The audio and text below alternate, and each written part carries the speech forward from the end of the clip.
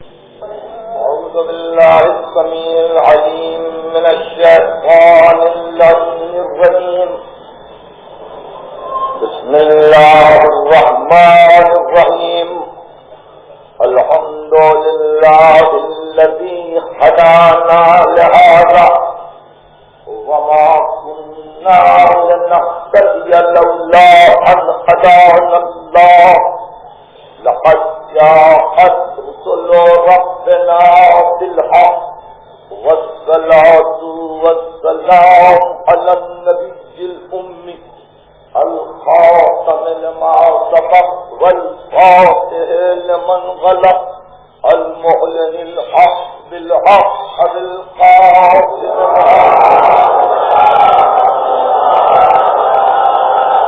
وآل بيته الطيبين الطاهرين المعصومين المظلومين الذين أذهب الله عنهم الرجس وطهرهم تطهيرا.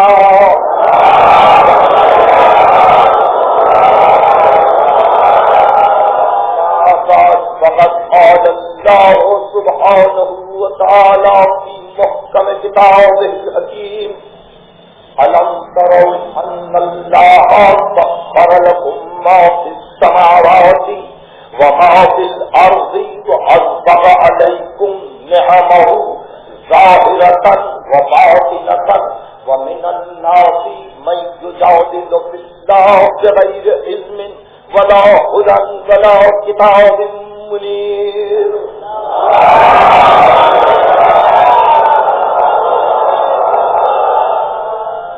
یہ سورہ لقمان کی آیت ہے. سورہ لقمان کلام مجید کا 31واں سورہ ہے. میں نے اس کی 20ویں آیت کی تلاوت کی عزت حاصل کی ہے. ظاہر تب کا ترجمہ یہ ہے: کیا تم نے نہیں دیکھا کہ اللہ نے تمہارے لیے مسخر کر دیا ہے جو کچھ آسمانوں میں ہے اور جو کچھ زمینوں میں ہے، اور اللہ نے اپنی نعمتوں کو تم پر مقبول فرما کیا ہے. وہ نعمتیں ظاہری بھی ہیں، باطنی بھی ہیں. اور انسانوں میں کچھ لوگ ہیں جو اللہ کے مسائل میں، علوم الہی میں جدال کرتے ہیں بغیر ہدایت، بغیر کتاب منیر، اور جن کو کوئی حق نہیں پہنچتا کہ بغیر علم وہ اللہ کے مسائل میں گفتگو کریں. اس آیت کے عنوان کا اور اس کو عنوان بنانے کا واحد مقصد یہ ہے کہ صرف آپ اپنے مشاہدات، اپنے تحقیقات، اپنے واردات، اپنے ارد گرد اور اپنے ماحول پر اگر غور کریں تو پتہ چلے گا کہ علوم جدیدہ اور انکشافات عقلیہ نے واقعی یہ ثابت کر دیا ہے کہ کائنات کس طرح سے مسخر ہوتی جا رہی ہے اور انسان کس طرح نواحی سے قدرت پر قابو پاتا چلا جا رہا ہے. مگر آج یہ اب محض گفتگو نہیں، آج گفتگو صرف اس بات پر ہے وہ اسبغ علیکم نعمہ ظاہرۃ و باطنہ. اللہ نے اپنی نعمتوں کو، اس کے ظاہر و باطن کو تم پر مضبوط کر دیا ہے. ظاہر ہے کہ ہم اپنے ارد گرد سب نعمتوں ہی کو پاتے ہیں. ہماری حیات پہلی نعمت ہے جو ہم کو عطا ہوئی ہے. ہماری زندگی یہ بڑی نعمت ہے کہ جس کے ساتھ ہم آگے بڑھ رہے ہیں. اور پھر ادراک، عقل، شعور، حواس، معرفت، محبت، ایمان، یہ سب وہ نعمتیں ہیں کہ جن کی اگر فہرستیں بنائی جائیں تو پتہ چلے گا کہ اس کی گنتی ہم سے ناممکن ہے. مگر ذات واجب نے خود ان نعمتوں کی تشریح قرآن مجید کے مختلف مقامات پر فرمائی ہے. ارشاد ہوتا ہے ایک مقام پر سورہ نحل سے تمہارے لباس کا تذکرہ کر کے، تمہارے مکان کا تذکرہ کر کے، تمہاری زندگی کے مختلف گوشوں کا تذکرہ کر کے ارشاد ہوتا ہے کہ یرید ان یتم نعمتہ علیہ. اور یہ ساری چیزیں اسی لیے ہیں کہ اللہ اللہ نے یہ طے کیا ہے کہ اس کی نعمتیں تم پر اسی طرح سے پوری ہوتی رہے. اور جہاں رزق کا تذکرہ کیا، جہاں دنیاوی اور مادی نعمتوں کا تذکرہ کیا، وہاں واضح کر دیا اس آیت سے کہ وہ آتاکم من کل ما سألتموہ، تم نے جو کچھ بھی مانگا، جو کچھ بھی سوال کیا، ہم نے اس میں سے تم کو عطا کیا، ہم نے اس میں سے تم کو عطا کیا. لیکن نعمتہ علیکم، تاکہ تم پر اس کی نعمتیں تمام ہو جائیں. وہ آتاکم من کل ما سألتموہ، یہ سورہ ابراہیم کی آیت ہے. یعنی رزق کو نعمت کہا، لباس کو نعمت کہا، مکان کو نعمت کہا، آپ کے جینے کے مختلف طریقوں کو نعمتوں سے تعبیر دی. اور اس کے بعد طہارت کو بھی نعمت کہا، طہارت کو بھی نعمت کہا. سورہ مائدہ میں وضو اور تیمم کی آیت کے بعد ارشاد ہوتا ہے كذلك يريد الله أن يطهركم ليتم نعمته عليكم. اللہ یہ چاہتا ہے کہ تم کو اس طرح سے طاہر کرے تاکہ نعمتیں اتمام سے پہنچ جائیں. یعنی طہارت ظاہری بھی نعمت ہے. اسی طرح سے علم کو نعمت قرار دیا اور حضرت یوسف کو ارشاد ہوا سورہ یوسف وہ يعلمك من تعویل الاحادیث لیکن نعمت علیہ، جس کو تعویل احادیث کا علم دیا گیا تاکہ نعمتیں جس پر تمام ہو جائیں. حضرت عیسیٰ کے لیے ارشاد ہوا سورہ مائدہ میں یا سب توجہ اس کو نعمتی علیہ کا وعدہ والدتک اذ ایدتک بروح القدس تکلم الناس بالفضل والرحمہ وعلمتک الکتاب والحکمۃ والتوراۃ والانجیل. اے مریم کے بیٹے عیسیٰ، یاد کرو اس وقت کو جب کہ ہماری نعمتیں ان پر مفروض تھیں، ہم نے تم پر اور تمہاری والدہ پر اپنی نعمتوں کو نازل کیا. ہم نے روح قدس سے تمہاری تعریف کی اور تم کو تورات کا، زبور کا، انجیل کا، کتاب و حکمت کا علم دیا. اب علم بھی نعمت قرار پایا، طہارت بھی نعمت ہے، رزق بھی نعمت ہے، طریقہ زندگی بھی نعمت ہے. آپ نے دیکھا کہ یہ نعمت کا تصور کتنا وسیع ہوتا جا رہا ہے، نعمت کا دائرہ کتنا بڑھتا جا رہا ہے. اور اس کے بعد جب انہی نعمتوں کا تذکرہ پھیلتا گیا تو ارشاد ہوا کہ دیکھو کائنات میں وہ انسان جس کو سب سے زیادہ عزیز رکھتے ہیں اور وہ انسان جو دائرۂ خلقت میں سب سے اول بھی ہے، آخر بھی ہے، اس انسان پر اپنی نعمتوں کو تمام کرتے ہیں. اور وہاں ارشاد ہوا کہ دیکھو اس سورہ کو ہمیشہ یاد رکھو، بسم اللہ الرحمن الرحیم والضحیٰ واللیل اذا سجا. صبح کی روشنی کی قسم، رات جب چھا جائے تو اس کی قسم.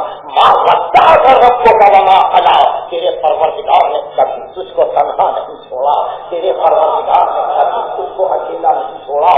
والآخرۃ خیر لک من الاولی، تیرا انجام تیرے آغاز سے بہتر ہے، آخرت کی دنیا سے بہتر ہے. ورنہ توبہ یوتی کا ربوں کا بتانا، ہم اتنا عطا کریں گے اس کو، اتنا عطا کریں گے کہ دور راضی ہو جائے، دور راضی ہو جائے. اور پورا ختم ہوتا ہے وہ اما بنعمت رب سے کا بہت. اور آپ اپنی رب کی نعمتوں کو بیان کیا، اپنے رب کی نعمتوں کو بیان کیا کر پتا چلا کہ ذکر نعمت خود نعمت ہے، ذکر نعمت خود سے. جہاں ذکر نعمت نہیں وہاں کفران نعمت ہے، جہاں ذکر نعمت نہیں وہاں نعمت سے انکار ہے. تو حقیقی مرتبہ سے جو دولت عطا ہوئی اس کے لیے کہا گیا کہ یہ نعمت ہے. تو میں پھر اس آیہ شریفہ کے اس ٹکڑے پر آپ کو لے جانا چاہتا ہوں. وہ اذکر علیکم نعمہ ظاہرۃ و باطنہ، اس نے اپنی ظاہری اور باطنی نعمتیں آپ کو عطا کی. ظاہری نعمتوں کا تو آپ کو اندازہ ہے، یہ غذا ہے، یہ پوشاک ہے، یہ مکان ہے، یہ زندگی کی سہولتیں ہیں، یہ آپ کا تصرف ہے، یہ آپ کا غلبہ ہے، یہ آپ کی حکومت ہے، یہ ظاہری نعمت ہے. مگر باطنی نعمت کا بھی اختیار کیا، وہ دولت تعقل ہے، وہ دولت ادراک ہے، وہ دولت شعور ہے، وہ دولت محبت ہے، وہ دولت ایمان ہے، وہ دولت معرفت.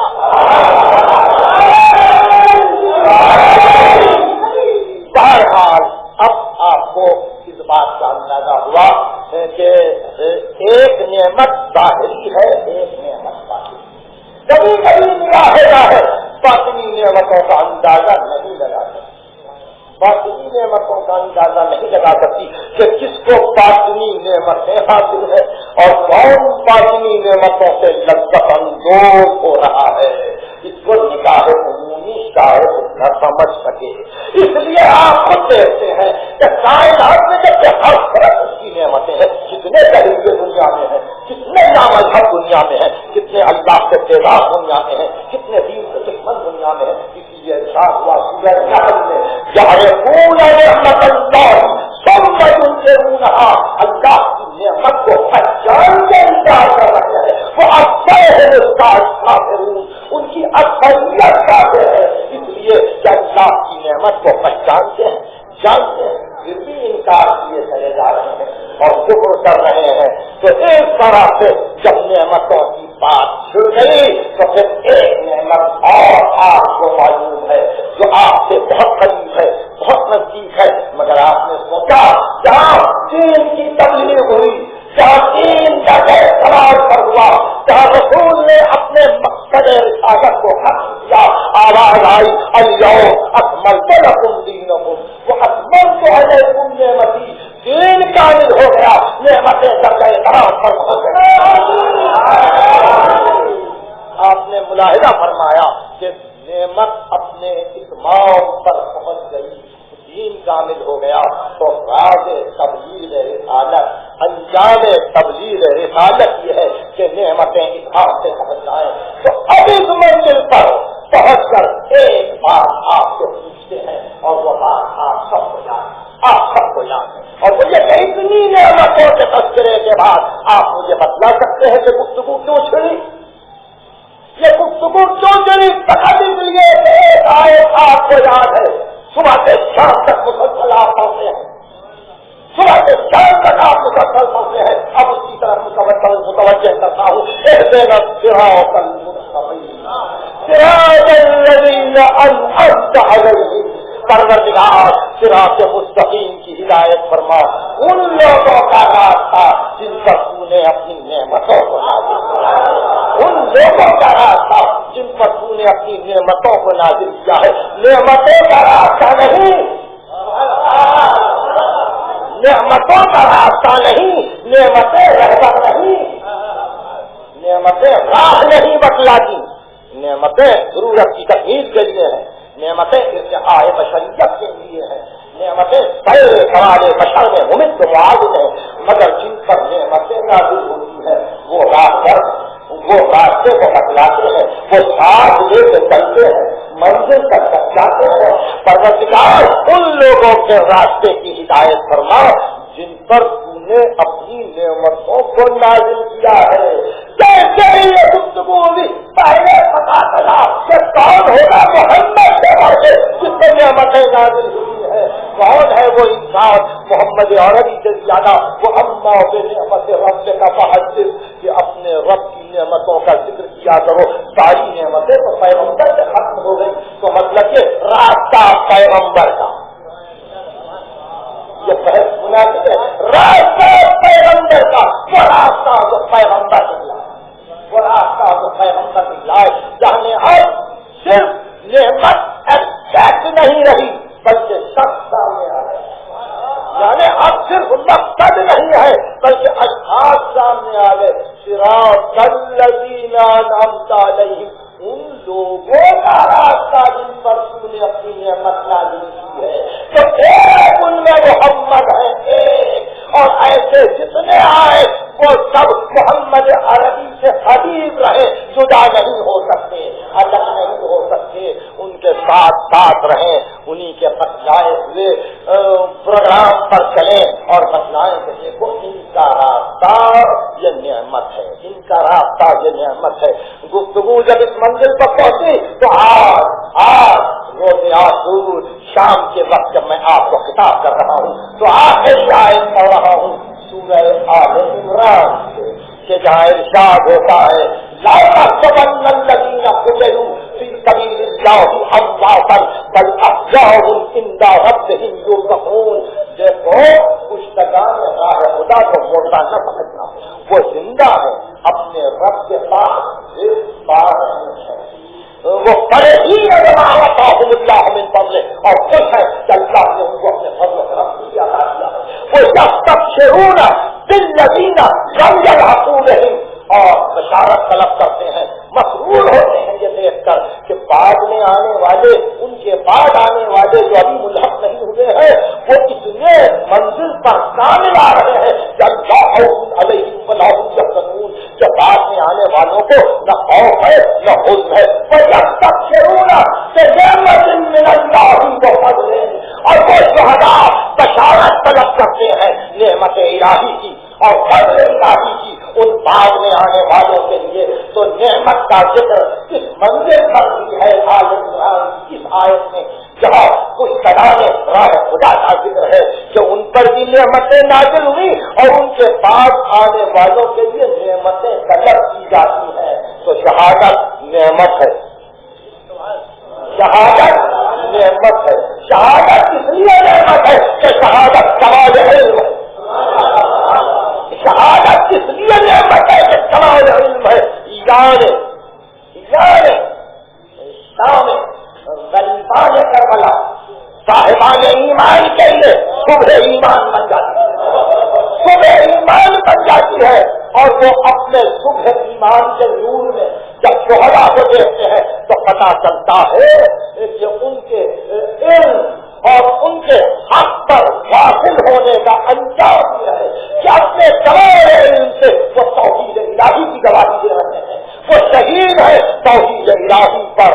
شہد اللہ انہ لا الہ الا هو والملائکۃ واولو العلم قائما بالقسط، اللہ گواہی دیتا ہے کہ خدا ایک ہے، ملائکہ گواہی دیتے ہیں، اور صاحبان علم جو عادل پر قائم ہے وہ گواہی دیتے ہیں کہ صاحبان علم ہے جو مقام شہادت پر قائم ہے، یہ شہداء ہے جو توحید الہی کے گواہ کرتے ہیں۔ اس لیے مانوس دل، مانوس نگاہیں، معقول دماغ، سوچنے والے انسان جب گفتگو کرتے ہیں تو وہ آواز بلند کرتے ہیں کربلا لا الہ الا اللہ، کربلا محمد رسول اللہ، کربلا توحید کی منزل ہے، کربلا اسلام کے تکمیل کی منزل ہے، کربلا اتمام نعمت کا مقام ہے، کربلا اتمام کلمے کا مقام ہے، جہاں صدق و عدل اپنے کمال پر ظاہر ہوتا ہے۔ ارشاد ہوا کہ پشتگان راہ حق کو موٹا نہ سمجھو،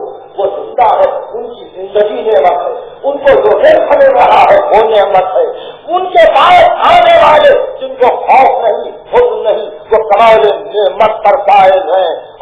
نعمت اللہ یجحدون، اچھا اب بھی اللہ کی نعمت کا انکار کرو گے؟ نعمت اللہ یجحدون، کہ اب بھی اللہ کی نعمت کا انکار کرو گے؟ کربلا کو سمجھنے کی کوشش کرو، کربلا تشدید ہستی مومن، کربلا امتحان گاہ محبت، کربلا مینار حقیقی، کربلا وہ جو معرفت کی راہوں کو معین کر دے، کربلا جو صحیح معنی میں محبت آل محمد کو پسند والے، یہ کربلا اور اس کربلا کی شام اور آج کی شام، اس کربلا کی شام اور آج کی شام۔ اب بتائیں آپ کہ اس منزل پر میرے لیے بدلنے سے اور کیا ہے کہ میں اسی زمین سے پوچھوں کہ اے کربلا بدلا آج کی شام کیسے ہوئی؟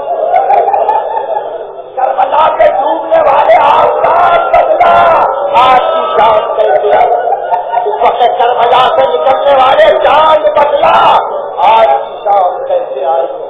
اللہ، یہ وہ منزل ہے کہ جہاں بے اختیار دل بے چین ہو جاتا ہے، اور ایسی ہی منزل پر سلام علیکم بما صبرتم فنعم عقبیٰ، تم پر سلام ہو، کیسا صبر کیا تم نے، کیا انجام ہے تمہارا۔ سلام علی عباد اللہ الصالحین، اللہ کے صالح بندوں پر ہمارا سلام ہو، سلام علی عباد الذین اصطفیٰ، مصطفیٰ بندوں پر ہمارا سلام ہو، وارثان کتاب پر ہمارا سلام ہو جو مصطفیٰ بندے ہیں، سلام ہو ہمارا حسین مظلوم پر، سلام ہو ہمارا فرزند فاطمہ پر، سلام ہو ہمارا جانی پر جو زخمی ہو چکا ہے، سلام ہو ہمارا، سلام ہو ہمارا اس سینے پر جو زخمی ہو چکا تھا، سلام ہو ہمارا اس سر پر جو نونے نیدا پر چل چکا تھا، سلام ہو ہمارا اس تاجے افسر پر جو پامال ہو، سلام ہو ہم غریبوں کا، سلام ہو ہم ازاداروں کا، ان چلے ہوئے خیموں پر گھبرا گھبرا کے اپنے بچوں کو چھوڑ رہے، سلام ہو ہمارا اس بیوی زینب پر کہ جو بھائی کی ماتمدار تھی اور جس نے آل محمد کی قربانی کو بارگاہ الہی میں پیش کیا۔ شہزادی آپ پر ہمارا سلام ہو، شہزادی اب آپ گھر کی رکھوالی ہے، اب آپ کنبے کی سردار ہیں، ہمارا سلام ہو ام لیلا پر، بیوی آپ کا 18 برس کا سلام ہو ہمارا ام رمان پر، بیوی آپ کا 6 مہینے کا بچہ سلام ہو ہمارا، سلام ہو ہمارا بیوی سکینہ پر، سلام ہو ہمارا بیوی سکینہ پر، تو باپ کو یاد کرتے کرتے مکہ میں پہنچ گئی، بابا کہاں ہو، بابا بابا کہاں ہو، سلام ہو ہمارا شہزادی سکینہ پر جو بہت پیاسی ہے، سلام ہو ہمارا ان بیوی پر کہ جس کی پیاس کو بجھانے کے لیے عباس گئے پھر واپس آئے، سلام ہو ہمارا شہزادی سکینہ پر کہ جس کو آج کی رات حاضری آنے پر ایک جام آگ دیا گیا، اس نے پوچھا پھوپھی اما مجھے کیوں دیتے ہیں، کہا بیوی تو بہت پیاسی ہے نا، پانی پی لے سکینہ، وہ جام آگ لے کے جلدی جلدی مقصد کی طرف چلی۔